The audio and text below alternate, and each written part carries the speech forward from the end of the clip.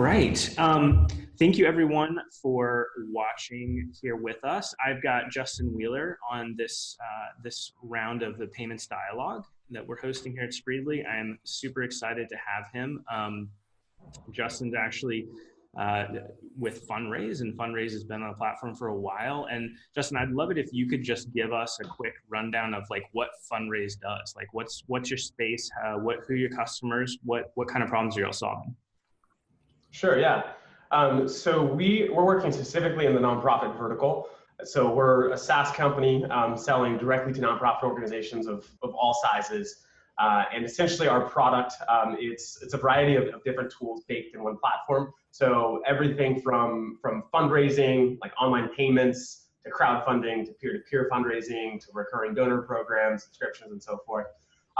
All the way to CRM capabilities, email marketing, automations, workflows, donor cultivation, moves management, ticketing and events. So basically all of these major fundraising tactics that nonprofits use today.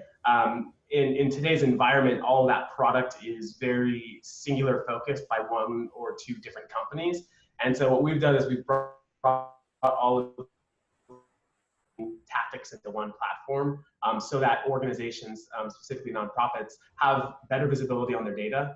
As just kind of a quick example of that, what you see oftentimes when you're using just one-point solutions is, Justin the donor is different than Justin the purchase or the ticket, or the attendee, or the individual that has fundraised or attended an event, and so forth. And so we brought all of these tools together so that organizations have much better visibility and understanding on who their donors are, how they're involved with the organization, and how they're making an impact.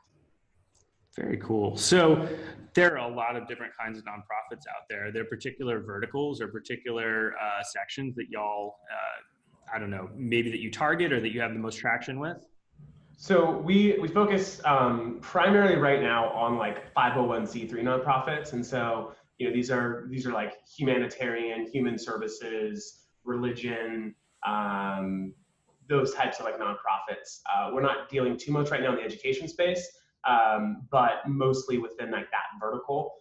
There's about 1.4 million nonprofits in this space, over $400 billion a year donated to these nonprofits. So it's a big market, a big industry, which I think most people really don't understand and perceive. But there's definitely a lot of opportunity to build a big business and grow a big business working directly with nonprofits. So looking at payments specifically, and of course y'all are kind of centered around this concept of fundraising, although that happens in lots of different ways. Like what ends up being really important for nonprofits in the payment space? So I think that one of the challenges and one of the reasons I started Funraise was, if you think about the mission of a nonprofit, most nonprofits have these really big missions and are tackling some of like the biggest challenges of the day. But when it comes to their fundraising and the technology they're using to actually drive their mission, they're just so outdated. There haven't been a lot of technology companies that have actually been like, hey, I want to build a company selling directly to nonprofits because they think maybe it's not a big enough market. And so when you look at payments in the nonprofit space and you look at that number, $400 billion, and today only 10% of that is being captured online, you see there's a lot of opportunity to modernize how fundraising is happening. And the great thing about that is we don't have to be the driver for that. It is already happening because of the demographic switch in the donor population. And so when I started Funraise, I saw we're on the brink of a huge shift in the donor landscape, in the total philanthropic landscape.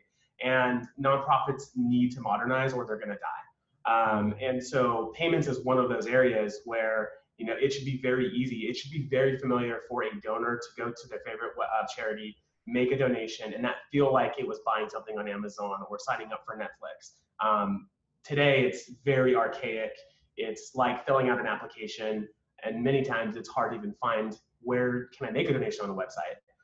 And so payments is an incredible opportunity for nonprofit organizations today, not only to introduce a new revenue stream, but also to make a more efficient process in raising funds online through a better UI and UX on the front end. So what are the challenges that nonprofits run up against? Maybe some of them, kind of normal to the space that they're in, and then maybe some of them, like, are there any of them that are kind of due to the way nonprofits tend to be structured? Like, what are the challenges to taking more of this transaction volume online? So, it's so funny because one of the challenges and the common objections, we come across is, oh, we just don't have the demographic that we'll give online.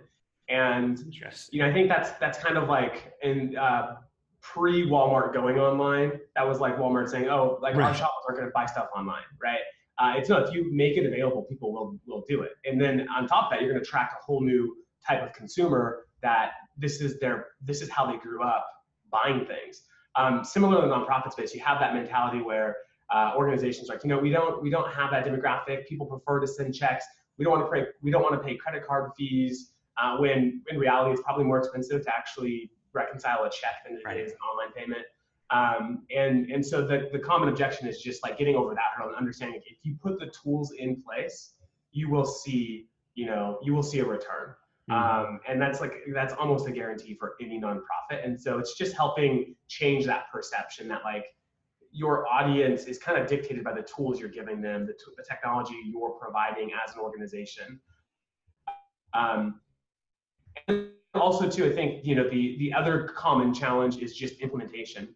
A lot of nonprofits don't prioritize technology or technical people on their team. They look at that more as a luxury, not necessarily like mission critical. And so our approach from the beginning was, in order for us to attract the nonprofit that maybe didn't have those resources, but at the same time attract organizations who did, was to make our platform, the core product very out of the box. It's easier than creating a Facebook profile to get a donation button on your website and so forth. And then for the more advanced nonprofit, you can customize, this user experience to your liking, right? And so like we're an API first company for that reason, so that nonprofits have the ability to use our SDK, our API, and actually customize their own giving experience. That's more on the enterprise level of the offering.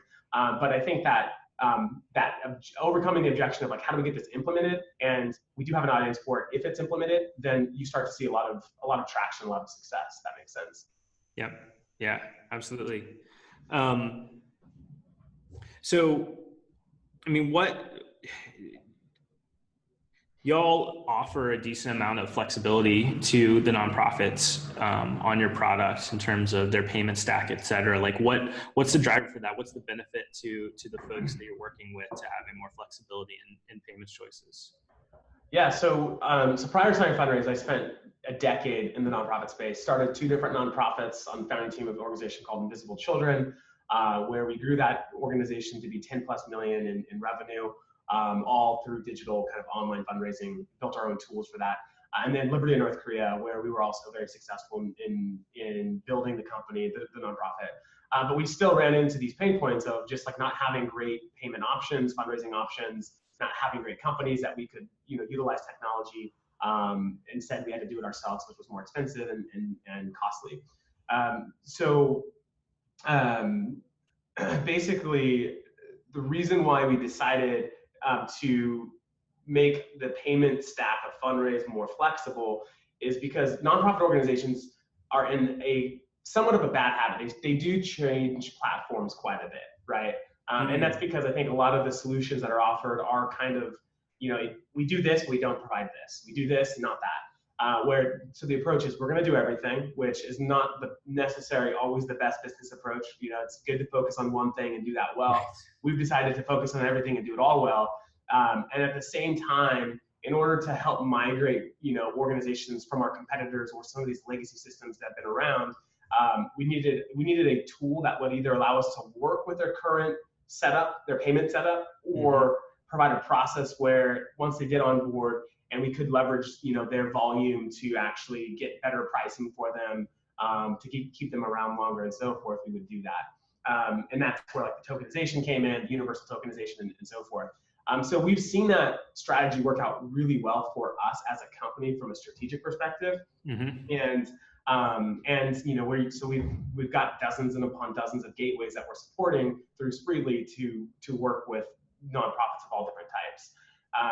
And that just gives us the ability to not have to, like as we mentioned, kind of to build this thing on one payment infrastructure and then be kind of subject to their roadmap and what they offer, right? If we want to do something, we've got many customers today who are using several different gateways because they offer different tools at these different gateways. And so we've built even our infrastructure to be like, if this gateway can't handle this type of payment, automatically use this gateway. And that's allowed us to do some really cool things. It's allowed us to do some really, really like sophisticated things with bigger customers, enterprise nonprofits who are doing, 100 million plus in annual revenue. It's also allowed us to go international much faster. It's allowed us to work, we've got customers that have offices set up in 10 different countries and prefer to use 10 different gateways in that setting. And so our platform can handle that through, the integration with Spreedly and so forth. And so we've just seen that to be, it was from day one was a strategic decision.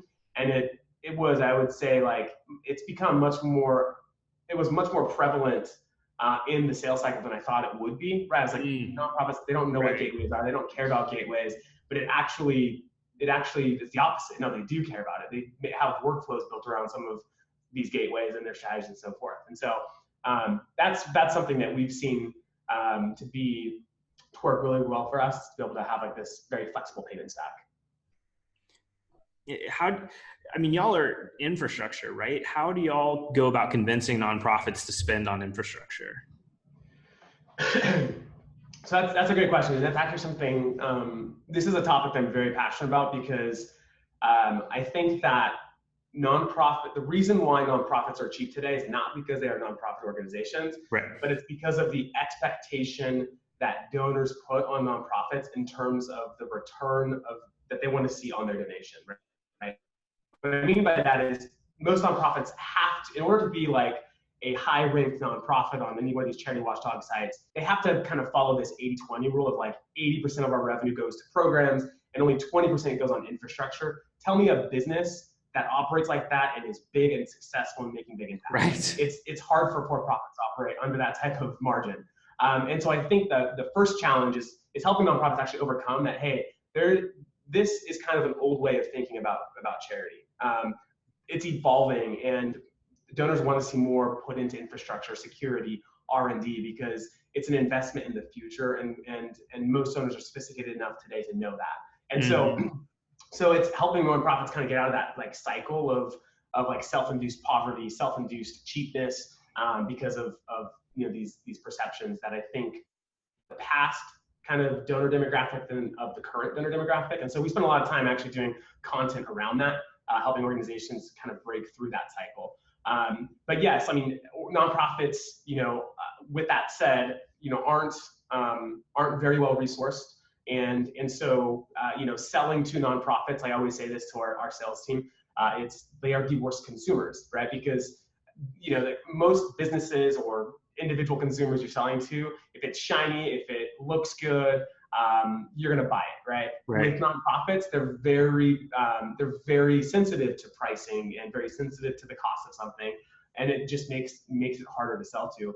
But, I think that how we've overcome this objection has really been to show the value, right? If you spend money on something like Funraise or spend money on infrastructure, it will pay off, and it's helping them understand that. It's helping to like paint that picture of what it's going to do for you in the future, in the next 6, 12, 18 months, how much time it's going to save, right? Oftentimes, that's a big problem in the nonprofit industry, is just how inefficient things are. And infrastructure and technology really help streamline processes, make things more effective and accurate, so that nonprofit workers can spend time on the things that really matter, whether it's cultivating relationships, defining impact, monitoring programs, and so forth. And so, it's all that to say it's been a challenge, but I'm hopeful that we can overcome it by changing perception around what makes a nonprofit good in terms of its overall impact, on society. Yeah, it does seem like a lot of nonprofits will sort of underspend in infrastructure and then make it up by burning lots and lots of volunteer hours and folks who are willing to work for cheap hours, making up for the fact like that time also is worth something. Oh, totally. Yeah. I mean, it's nonprofits aren't. I probably going to sound somewhat like a nonprofit hater, even though I love nonprofits. I spend so much of my time in nonprofits. Yeah. And I was guilty of this for such a long time, but the only thing that's a real cost to us is like money leaving the bank, but not the actual time invested on something. Yeah. Right? Like when you're building a company, you look at, well, can we like pay for something to do this faster than like having 3 people do it, right? Is there a technology that exists? Can we automate it? Can we do whatever? Nonprofits don't think like that. They think like, well, if we can find 20 volunteers, or if we can have our VP of fundraising manually entering these checks, it's going to be worth the savings. But it's not. It's never worth the savings if you're wasting valuable time. And so I think that we also talk a lot about this in a lot of our content marketing. Like, what is the real cost of X, Y, and Z? Helping nonprofits understand that there's a cost to everything, whether or not it has a dollar value. Yeah. Yeah. And you just touched on something, and you mentioned it earlier, this concept of like when we move, there's this perception that credit card fees are really expensive and they add all this overhead, and checks are quote unquote free, but really they're not, right? They require all this handling time and everything else. And so do you all have any metrics or anything around like the comparison of doing transactions online versus the old school, apparently free, but actually expensive offline transactions? Yeah, so we've begun doing some analysis, and like there is like a tipping point to that, right? Where like if you're going to give $100,000, it's probably cheaper to write a check than to spend 2.9% plus whatever the platform fee is as well. That's going to be expensive, more expensive than actually the more kind of traditional way of making that gift. And so there's definitely a cutoff. And what we've actually seen, and what we talk a lot about with our customers, is like it's around that $25,000 and below is where it makes the most sense to really push hard for individuals to give. It's not not the handling costs involved, but it's also the if I'm at an event and I pledge to give a certain amount of money, $25,000, and I have the ability to do it right then and there, the organization is much more likely to get that gift versus an 80% maybe return rate on actual pledges. And so there is an advantage and a strategy to be had for collecting in real time versus following up and hoping something might change in a week where the individual maybe isn't as passionate anymore, or something came up where that expense is much harder to kind of stomach. And so the timeliness of accepting payments and donations has a real advantage over waiting on someone to write a check and send it in the mail and so forth. And so those are the things, the topics we talk about a lot in that regard to that topic. Yeah. I always think about like, especially with something like that, like you can imagine one extra $2,000 donation at an event paying all of the credit card fees. Exactly. And then you just got to get one more in your head, Totally. And we've actually created a tool. So you see this a lot across different platforms, and it's like called a donor fee, where the donor can opt in to cover the fees. But that's not like necessarily revenue for the organization. It's more the platform taking more on what that fee actually is. What we've done is we've actually opened that up to the nonprofit. We call it the operations tip. And nonprofits can basically put in their own percentage, and we see anywhere between like 1% to 10%, where it's more of an upsell. It's saying, hey, help us cover the cost of operations, or help us keep the lights on top of this donation. And we've seen organizations raise more from that feature than their total costs of our platform and credit card fees combined. Where it's just given because they're in control of that revenue. They're not that's not going to the actual company that's built the tool. It's actually going into their bank account, and then they can use those funds to pay for their fees or do whatever with. And so I think there's also these creative ways where you can help nonprofits get past that, so that that's not even really a line item in the budget. Nice.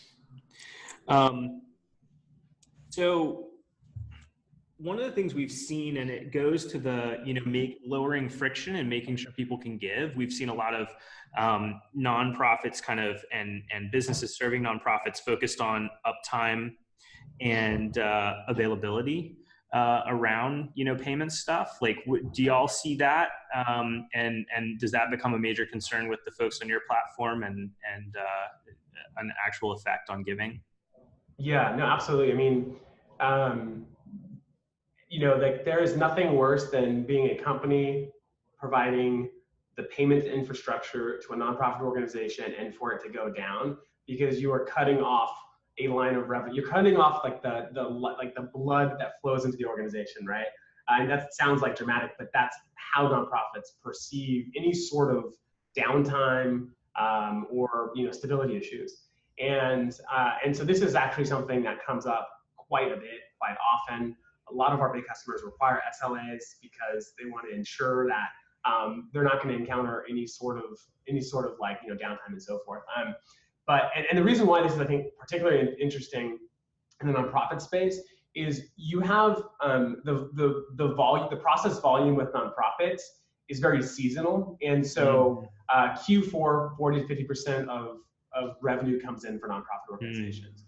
But even like more specifically within Q4, you've got these like specific giving days. Like for example, Giving Tuesday yesterday, right? Like probably over $300 million was processed online in one day. And so being able to provide the infrastructure to be able to manage something like that, or December 31st is another one of the biggest giving days, bigger than Giving Tuesday.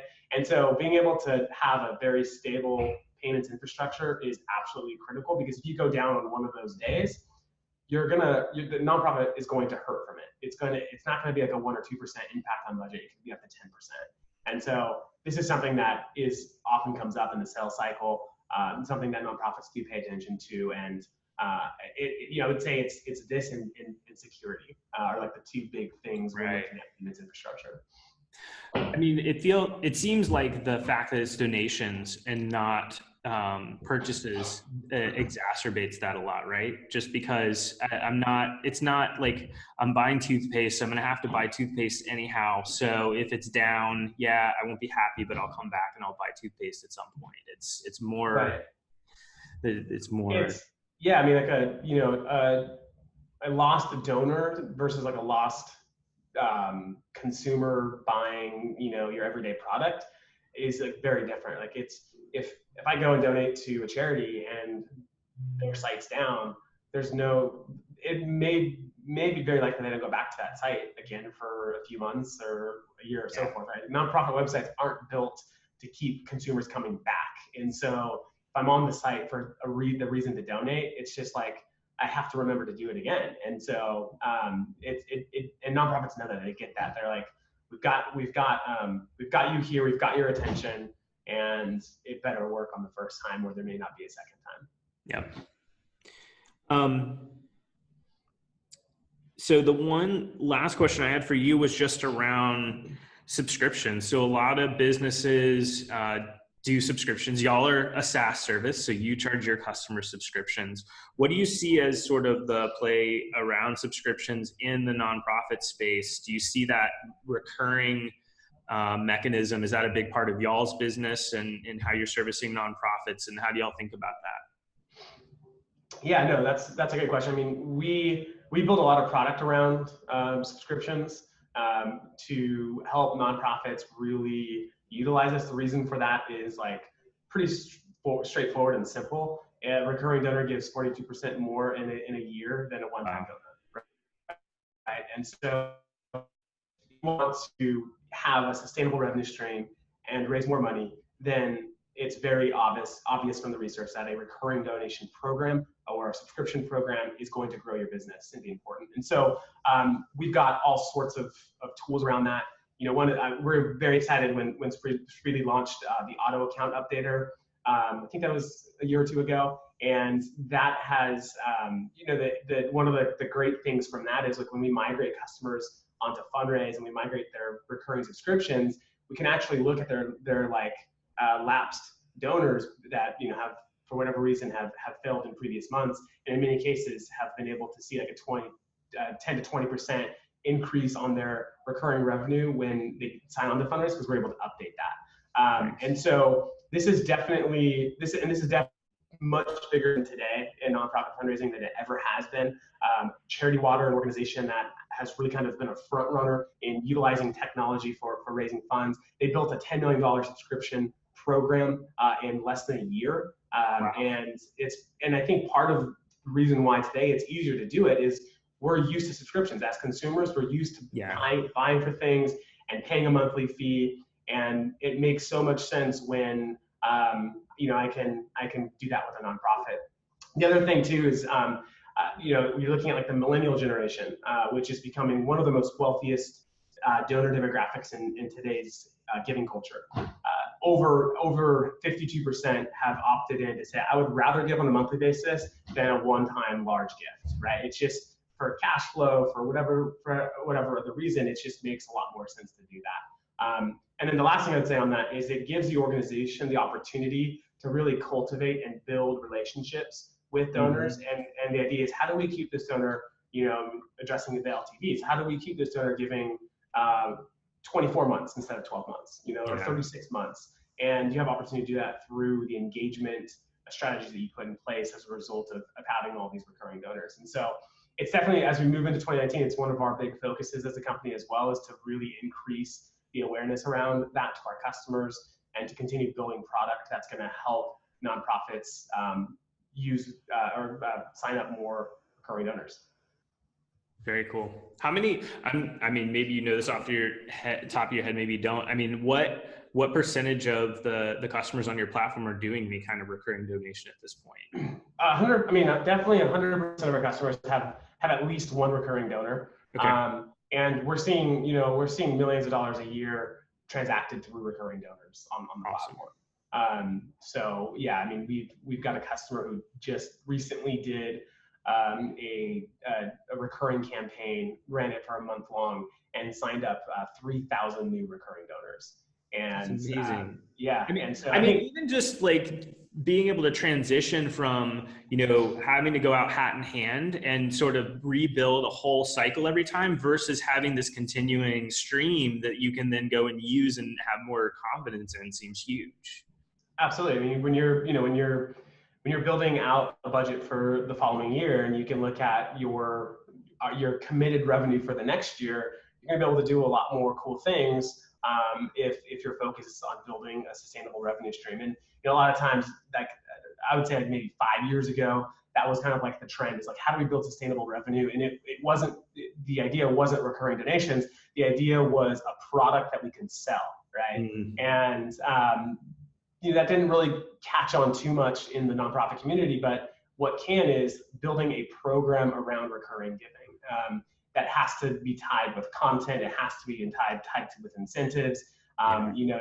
It's something that, again, like I mentioned, it's something that we're used to, and so it works and it plays very well to the donor demographic today. Yeah. Well, very cool. Thanks so much for coming on. Really enjoyed this. I learned some really interesting things about nonprofits, and I hope other folks did too. And thanks everyone for hanging out with us on another payments dialogue. We'll see you next time.